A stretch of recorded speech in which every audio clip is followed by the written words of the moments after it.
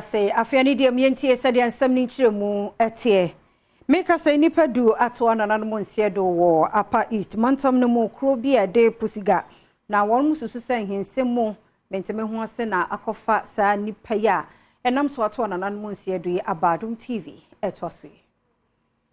Enipa nkunu a wohwere wonom nkwa no esi anopei ewa abra asrafo anu wonom kita akode ekoto hye ehyen bi a na polisifo atimu ana wode edwadifo efri boko ekosenkase a ewo Togo wonom eto hye manfo no so ewo bia bi a ebengbi wa training college ewo misiga eni pumakum kwan no so yamani boni hwehwemu a woyeye no eda na di se apolisifo agye atum se nipa bonofo semsa akoso ama nipa nkono ahwere wonom nkwa emfa ho se polisifo hyen no te se wonom asɛ no kra enya de se polisi ni bia eho kan nipa nkono a wohwere wonom nkwa no na wo mu nsia ma ene wo mu miensa mema apolisifo se wonyankyere wo bia de nanso wonom guso a ensem ni mu enhwe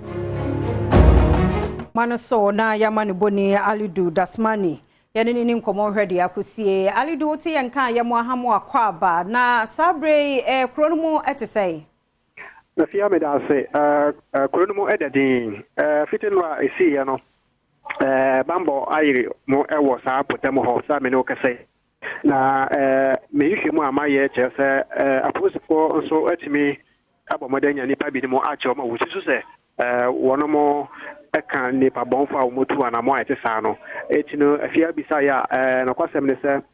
enra bra na abobe se non wotwe anapa na otwe ekọ na no kon so ena sa ho se mesi ye ewo eye bia ya ye fe ne se Pusuga and Pusuga district between Pusuga Boko Pumakum road na Pantempoa Manfo Efaso Eko Sankanse Kodiga eni disa eni pa ya yebo ntu anase nipa bombo kwato hye won so no na ohwe omo anase omo kọ Sankanse Eko Kodiga na emu enasa omo ana omo tweturi so ehia omo no edeto omo tu efa mu mentino efia obi ntibi hu nipa bomfo yi bia omo efi anase ne yakoba ya omo tu anamo ayete sa edi so far no me hwe o me ye na jese post fanya bi ni mo achi omo de na yenhwe enti said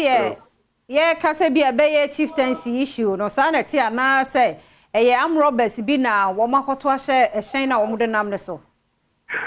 afia me hwe me jese enye chieftaincy issue no na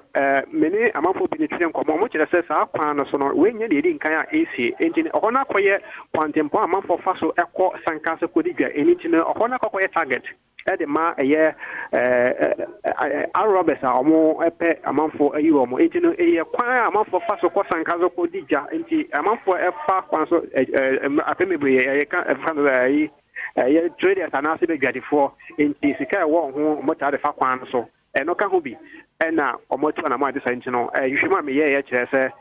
be Arabes eze se nipa dua na nipa nkunu na afrimu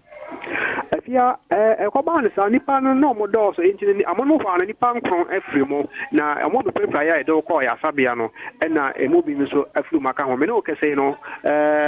me hwemo kire nipa be se edunum ena afrimu asa ne ya me no kese enro ane nipa dunum na afrim isa pepa afia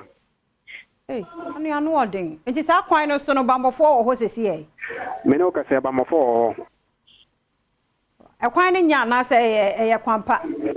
afia kwan ye pa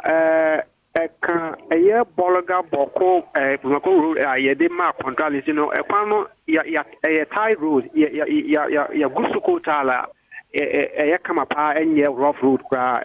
binti mo hodi ntia ma na bansa aliri emfa hu si ha bibibie mo ba wadaroma no ame yate na nso wahwe ho ye ewo adwuma wo ye mu yada se papa ya mani boni Alidu Dasmani ena yete ne nkafri apa east mantam no ebu